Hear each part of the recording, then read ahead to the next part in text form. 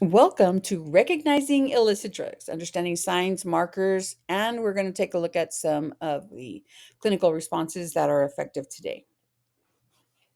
Here is an overview. Illicit drugs and misused prescription are one and the same. They are all substances that can be abused. Um, Please note that drug use affects all demographics. There is no single profile that is more susceptible. It can be anyone from your grandmother to your tío to your neighbor to the student. Early intervention recognition is optimal. This is why we were reviewing some of the markers so that early clinicians can be aware and take note and have a conversation. Here are some of the categories: stimulants, depressants, opioids, hallucinogens, cannabis, spice. It's all out there and it's all actively being used today. There are some trends still going on with fentanyl, but with Narcan, it is bringing down the overdose, but it's not stopping the use. Um, Depressants include alcohol, benzodiazepines, which are Valium and Xanax. Let's not forget stimulants that also includes Ritalin. A lot of students abuse Ritalin and Vyvanse. Yes, people are still using PCP and LSD. These are hallucinogens. Here are some of the physiological markers. They are sudden weight loss, excessive sweating, changes in speech or coordination. That would include their writing in group. If you have them writing and then you notice after a couple of weeks that they're a little secretive or withdrawn and their writing has extremely changed, that would encourage you to have a conversation and find out a little bit more what's going on with them.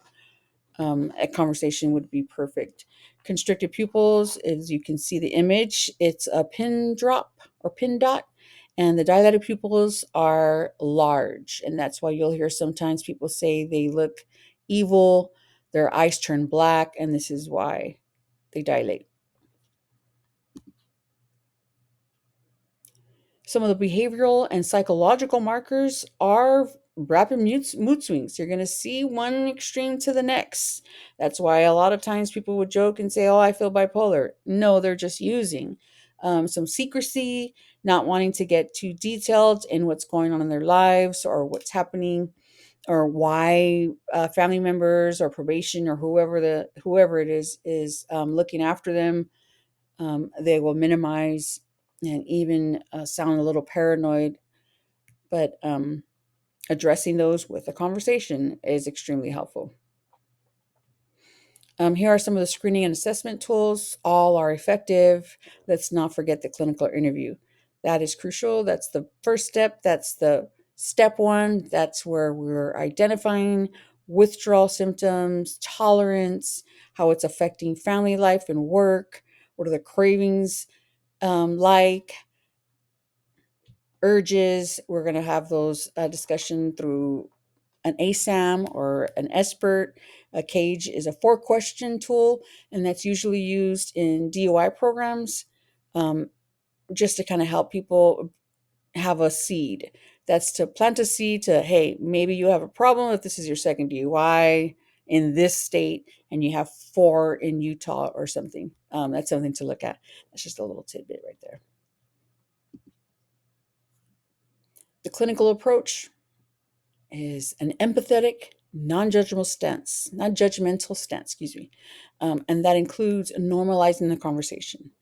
What's going on? I see you're a little down. Let's have this conversation. Motivational interviewing techniques are extremely effective.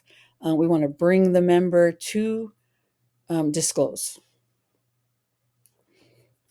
Collaboration with the team is also important. We want to bring everybody in. Let's use all our resources. Peer supports are extremely helpful to normalize the situation for the members, just to get them engaged. The team is large now. 20 years ago, it was a counselor, a therapist, which was also the psychiatrist who was prescribing the medication. Nowadays, we have a huge team for one member, and we want to access that and use them. Here are some of the key takeaways. Illicit drug use presents across all populations. Let's not forget that. It's not what you think. It's not who you would usually see. I've had a lot of clinicians ask me this question. They seem fine. They're good. They have a job. They're going to a job. The chaos is showing somewhere. Again, early intervention is primary. It's optimal. We want to support the member in their recovery and keep them safe, as well as their children and their family and society as a whole. We can't let people walk out of the door under the influence. If they're under the influence, we take their keys. That's just a little sidebar. Most clinics, facilities will do that. I have done that. So, any questions, please let me know. I am here, and thank you for being a part of my presentation.